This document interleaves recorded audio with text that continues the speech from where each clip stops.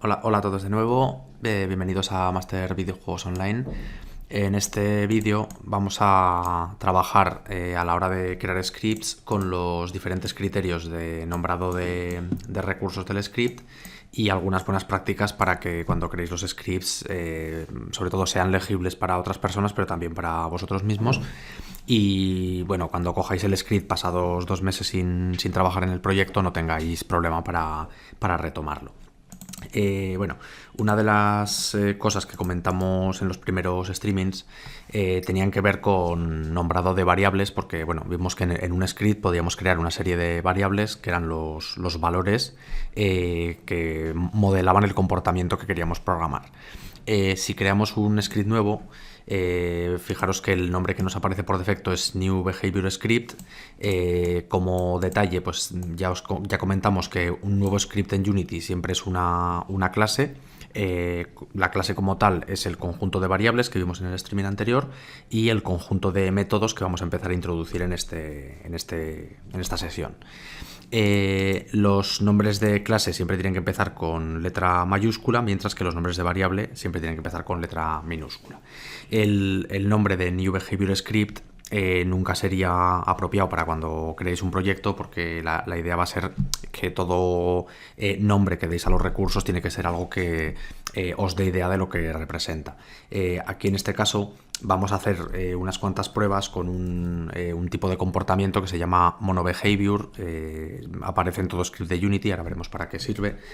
Entonces vamos a llamar al script pruebas monobehavior. Bueno, si abrimos el script, vamos a echar un pequeño vistazo al código. Con MonoDevelop, por cierto, si se os abre con Visual Studio, desde la pestaña de Edit de Preferences, tenéis en herramientas externas la opción de cambiar de MonoDevelop, bueno, de Visual Studio en vuestro caso a MonoDevelop, ¿vale? Ahora mismo por defecto arranca con Visual Studio. Visual Studio os caducará pasado un mes si no hacéis una cuenta Microsoft, entonces yo os aconsejo que paséis a MonoDevelop. Son dos editores que tampoco es que sean ninguno de los dos maravillosos, pero bueno, MonoDevelop por lo menos hasta la fecha pues los problemas que puede causar los tengo bastante conocidos, mientras que Visual es un sistema que no he trabajado bastante con él y me arreglo bastante mejor yo por lo menos con el monobehavior.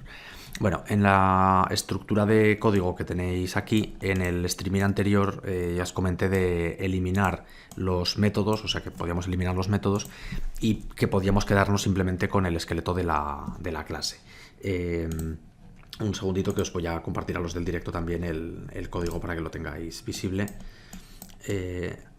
Y lo tenemos ahí, ¿vale? El caso es, comentamos que no debíamos quitar esta línea de aquí porque sin esto no podemos hacer referencia a ningún tipo de componente del motor, no podemos referenciar una transform, ni referenciar un rigid body, ni referenciar un collider. Y también mantendríamos esto, no es que sea necesario llegados a este punto, pero sí que un poco más adelante empezaremos a utilizar recursos dependientes del sistema operativo. Por ejemplo, en Android nos interesará hacer uso de los eventos táctiles, o en PC nos puede interesar acceder a la fecha del sistema. Veremos más adelante que a veces se carga alguna librería más, pero por ahora no nos interesa. Y bueno, me he quedado con este esqueleto porque a lo que quiero hacer referencia hoy es a cómo organizar las instrucciones del script. Pasando por que la clase comienza con letra mayúscula y el resto de cambios de palabra pasan también a mayúscula utilizando la nomenclatura camel case que ya habíamos comentado. A la hora de hacer un salto de línea, os habréis fijado en muchos scripts que el código se tabula o se indenta hacia la derecha. El criterio que debéis seguir siempre, y esto os va a venir bien para leer vosotros el código y para buscar errores fácilmente o para que os los busquen, la regla es una única, y es que el indentado a derecha se hace siempre después de una llave de apertura. El caso más típico es si tenemos este esqueleto, aquí tenemos una llave de apertura, o sea que el indentado a derecha lo deberíamos empezar aquí, y aquí es donde empezaríamos a poder poner, por ejemplo, todas nuestras variables de las que vimos en el streaming anterior. La llave de apertura nos implica indentado a derecha, mientras que la llave de cierre nos va a implicar un indentado a izquierda. Esa es toda la regla, pero para que la veamos un poco más en extensión, vamos a empezar a hacer algunas pruebas con código. Antes de haber borrado el esqueleto del script, teníamos un método, os decía, que se llamaba update, ¿vale? Si reescribo el método update que yo había borrado hace un momento, bien, empieza con la sentencia void, en breve veremos para qué sirve esta sentencia. El nombre del método, siempre que se define un método dentro de una clase, es obligatorio añadir estos dos símbolos de paréntesis. Más adelante veremos que también se puede meter aquí información, pero no es algo que nos preocupe ahora mismo. Y llegamos otra vez a la llave de apertura. Al tener llave de apertura aplicamos la regla de indentado, que es, después de una llave de apertura, movernos a la derecha, y de hecho MonoDevelop automáticamente os va a hacer el indentado a derecha. Fijaos que aquí me ha generado el pequeño espacio, ¿vale? Bueno, vamos a dejar, y esto os aconsejo siempre que lo hagáis, siempre que lleguéis a una expresión en la que se abre una llave de apertura, siempre va a estar después la de cierre. Entonces yo os aconsejo que pongáis ya la llave de cierre. Fijaros que me la ha autoindentado a izquierda, porque él ya sabe la regla, o sea, después de llave de apertura ir a la derecha y al cerrar ir a la izquierda. Y una vez cerrada la expresión, ya dentro os metáis a escribir instrucciones. Esto de primero escribir la cabecera y abrir y cerrar la llave se hace porque a los que estáis empezando os va a pasar muy frecuentemente que os olvidéis de la llave de cierre. Eso pasa muchísimo. Entonces, yo sé que no, yo soy el primero que en su día aprendió a programar, me dijeron haz esto y ni puñetero caso, ¿vale? Pero al final, la base de encontrarte siempre con el problemita de que guardas el código, te da un error, parsing error es el error que sale cuando falta una llave de cierre o una llave de apertura, pues al final, de tanto tener el error, ya te acostumbras siempre a dejarlo cerrado, ¿vale? Fijaros que si seguís los consejillos, el propio MonoDevelop os va a autotabular las cosas bien, o sea, nos va a dar problema, ¿vale? Bueno, siguiendo con la introducción básica que estamos haciendo todavía, os recuerdo que no voy a insistir hoy para nada o prácticamente nada en las variables, porque ya vimos 30 o 20 y pico tipos de ellas, ¿vale? Vamos a centrarnos en estos métodos. Había dos que nos venían definidos, que eran el void update y el void start. El orden en el que coloquéis los métodos no importa, ¿vale? Pero sí que por organización tenemos que tener en cuenta una cosa. De los métodos start y update, start se nos va a ejecutar en el primer frame del juego, mientras que update se nos va a ejecutar en todos los frames de juego. Por así decirlo, primero se ejecuta start y luego se ejecuta continuamente update. Por no liarnos, yo os aconsejo que primero pongamos el start, abriríamos la llave, el motor nos llevaría con el tabulado a la derecha, yo lo dejo ya cerrado y me vuelvo a bajar, ¿vale? Ahora realmente no hemos hecho gran cosa porque hemos dejado el script prácticamente tal y como estaba al principio, cuando está recién creado. La idea va a ser que vamos a empezar a poder rellenar estos métodos, que ahora mismo los tenemos totalmente vacíos, para que sí que en el primer frame de ejecución, o bien en todos los frames de ejecución, nos realicen una determinada tarea. Voy a aprovechar para meter algún comentario. Os dije que el prefijo / sirve para que lo que venga a continuación no sea interpretado por el compilador y no se ejecute.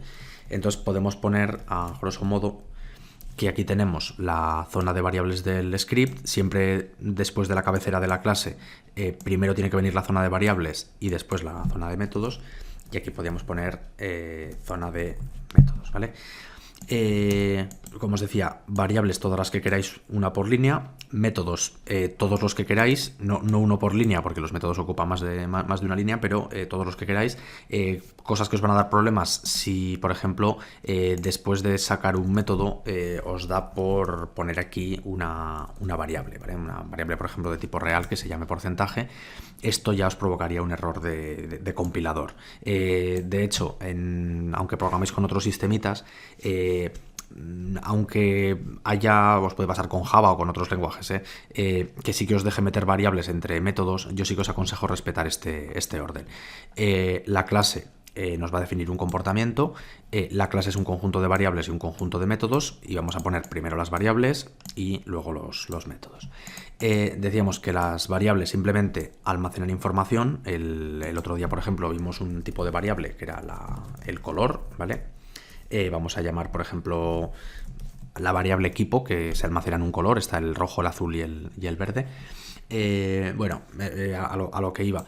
Estas variables, aunque tú crees una variable que sea un color, si colocas el script sobre un cubo, el cubo no va a verse de este color. La idea es que las variables únicamente almacenan información y los métodos son los que van a utilizar esta información con un propósito. Por ejemplo, en este método podríamos coger el color del equipo y aplicárselo al cubo, pero el hecho de que haya variables en ningún momento va a implicar que haya cambios en la ejecución. Son exclusivamente los métodos los que van a hacer que haya variaciones. Antes de empezar a meter colores en objetos, vamos a empezar a trabajar con un método que es muy sencillo, pero que lo vais a utilizar toda vuestra vida con Unity. Es un método muy ligerito que realmente no da pie a que hagáis juegos, pero sirve para una cosa muy importante, que es hacer testeo, ¿vale?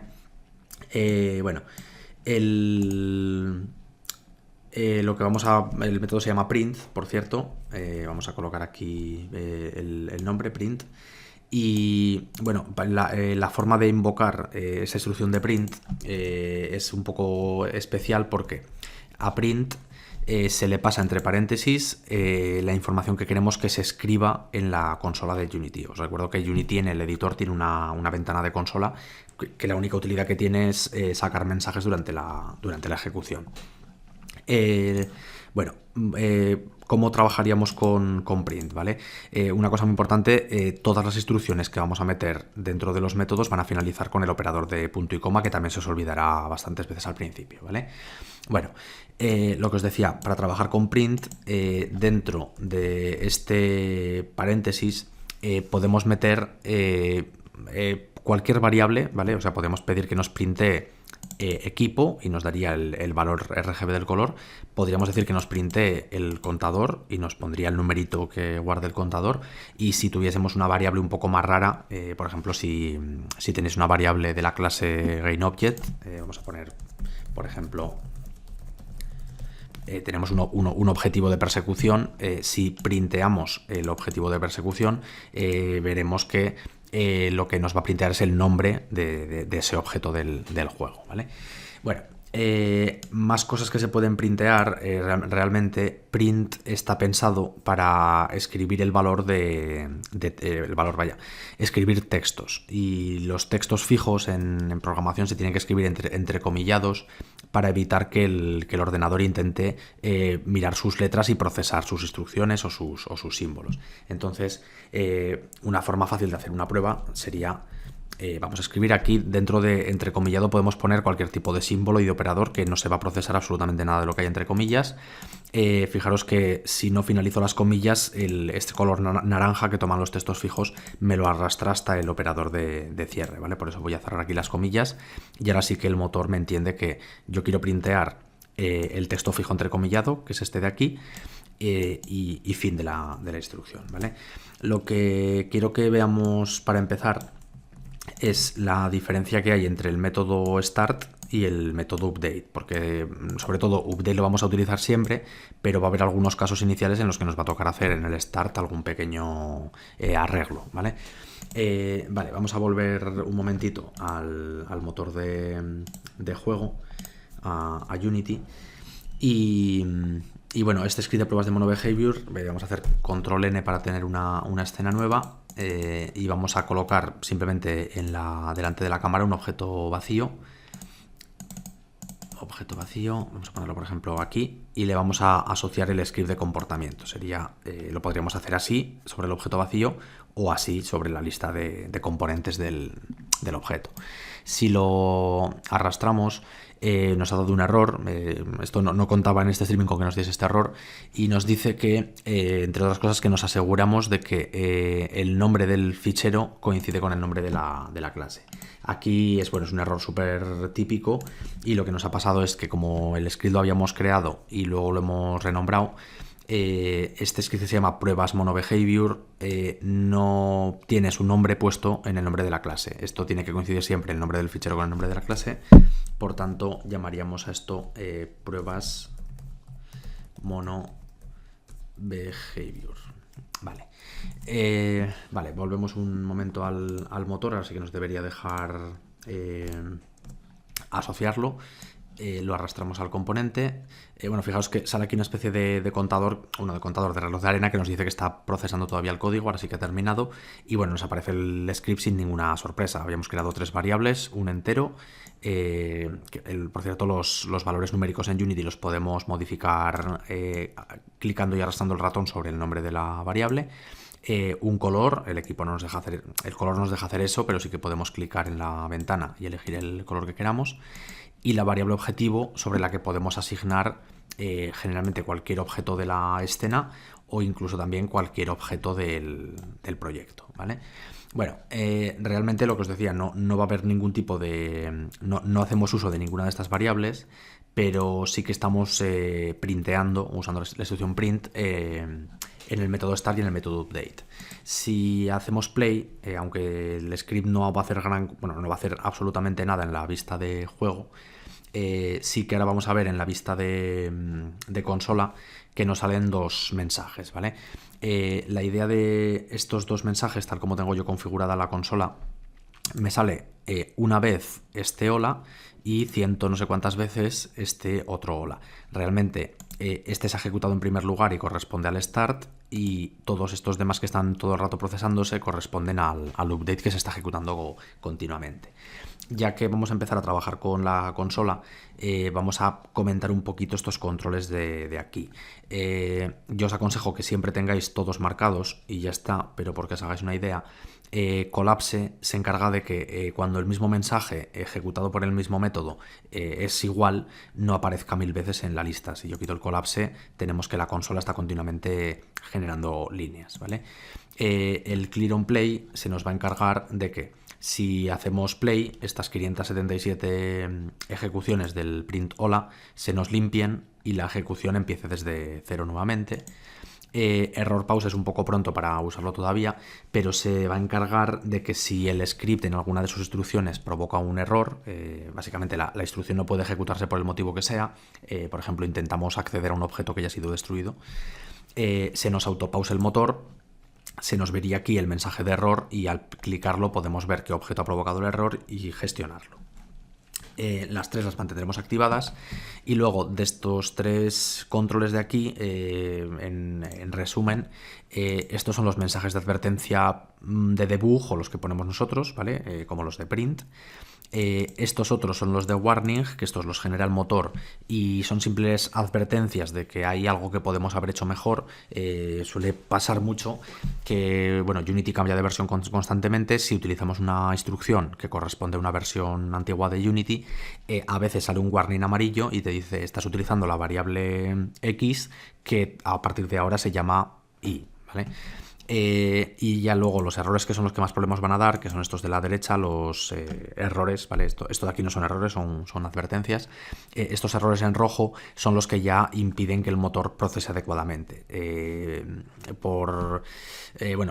Simplemente por organización, el motor te permite desactivar qué tipo de mensajes te saca la consola, pero es fuente de errores. Os puede pasar, si no sabéis esto, que a veces diréis, joder, no me saca ningún error la consola, pero no puedo darle al play, y es que tenéis desactivada esta casilla de aquí. Por eso os aconsejo que tengáis tanto estas de aquí como estas de aquí activadas. Bueno, siguiendo con nuestro script básico que estábamos montando, vamos a volver a hacer un par de cambios sobre él. Yo creo que ya ha quedado claro que si quitásemos este método del start nos printearía continuamente, y si quitásemos este método del update nos printearía una sola vez. Esto os invito a que hagáis la prueba para que básicamente notéis la diferencia que hay entre start y update. Bueno, más cositas que podemos hacer relativas al print. Yo las voy a dejar las dos instrucciones. Bueno, además de poder poner textos fijos, a estos textos fijos les podemos concatenar valores de variables. Para que os hagáis una idea, esta expresión de entrecomillada la podemos sumar para concatenar con cualquier o variable o otra expresión entrecomillada. Vamos a suponer que queremos montar un texto complejo formado por textos fijos y textos variables. Para esto voy a añadir también una variable más del tipo string, que son las que guardaban textos, y vamos a llamarla nombre, asumiendo que va a ser el nombre del jugador. Una forma de poner un texto complejo sería, por ejemplo, la siguiente. Ponemos como texto fijo el jugador y un espacio, porque si no me aparecería todo chafado y junto. Añadimos el nombre del jugador, añadimos otro texto fijo, pertenece al equipo. Muy importante los espacios antes y después de los textos fijos, ¿vale? Equipo, que es el nombre de la variable de color. Sigo sumando y como no me cabe en el script salto de línea, esto podemos hacerlo, es frecuente a largo plazo que tengáis instrucciones muy largas y se puede saltar de línea. Lo que no tiene sentido es que saltéis a mitad de palabra, ¿vale? Esto provocaría errores, pero siempre que saltéis después de algún tipo de operador que admita espacio detrás no daría problema, ¿vale? Vale, hemos dicho que el jugador tal pertenece al equipo cual, tiene como objetivo el objeto, cerraría comillas, objetivo se llama la variable, vamos a ver, no me lo he autocompletado bien, y el contador este pues vamos a poner tiene, vamos a poner puntos de vida, por ejemplo, lo que nos diga el contador, vuelvo a sumar puntos de vida. Vale, a ver, llegados a este punto, esto que he escrito yo aquí no me va a dar un error de ejecución. Yo si me fijo he puesto texto fijo sumado con variable, sumado con texto fijo, sumado con variable, sumado con texto fijo, sumado con variable, sumado con texto fijo, sumado con variable, ¿vale? Si en cualquiera de estos casos os dejáis el operador de concatenado, fijaros que ya la expresión se queda un poco loca, ¿vale? Sé que este pedazo de párrafo de entrada, si no tenéis experiencia programando, os va a la primera, nunca lo vais a escribir bien. También me ha tocado aprender a programar y cuando tocaban estas cosillas siempre era, ostras, me he dejado el más, ¿dónde me lo he dejado? ¿Vale? Pero realmente es texto fijo más variable, más texto fijo más variable, así hasta la saciedad, ¿vale? Y al final cuando acabes con texto fijo o acabes con variable, ahí es donde acaba la instrucción, ¿vale? Bueno, vamos a pasar esto a ejecución y desde el motor lo veríamos así. Lo tenemos, hemos dicho, en el start, o sea que me debería aparecer en primer lugar. Vamos a hacer un play. Fijaros, ahora me aparecen aquí unos cuantos warnings, pero bueno, esto simplemente es porque en este proyecto hay muchos scripts y algunos son de versiones anteriores de Unity. Y bueno, son simples warnings, no es nada que vaya a afectar a la ejecución. Voy a limpiarlos y vamos a ver cómo nos queda el texto que hemos montado. A ver, aquí me dice, el jugador, veo aquí que me sale una especie de doble espacio, esto debe haber sido seguramente... vale, no, me dice, el jugador nada pertenece al equipo, vale, aquí ha habido un pequeño fallo y es que no he puesto valor en la variable de nombre, ¿vale? Vamos a poner el jugador, yo qué sé, Paco, ¿vale? Y ahora vamos a ver si realmente aquí nos aparece el nombre. Fijaros que este doble espacio es porque hay un espacio para poner delante de Paco y otro espacio para poner detrás de Paco y que quedase bien. Ahora si ejecutamos sí que aparecerá el jugador Paco pertenece al equipo. Fijaros que a la hora de pedirle que nos muestre por consola un color no nos dice rojo, sino que nos saca sus valores RGB. Y no solo eso, sino que fijaros que esto nos va a afectar a largo plazo. Unity almacena los canales RGB y el canal alfa también, ¿vale? Entre 0 y 1. Fijaos que esto es un rojo puro, su canal rojo debería estar a tope y en el canal rojo me dice que hay un 1, mientras que el resto de canales que siendo rojo puro deberían estar a 0, me sacan aquí un 0,0 algo, ¿vale? Esto de que Unity almacene los colores en tanto por uno tiene una explicación. Tenemos un motor que es multiplataforma. Si vais a la pestaña File Build Settings, veréis que hay un montón de plataformas de compilación, desde plataformas de web hasta plataformas de consola o móviles, ¿vale?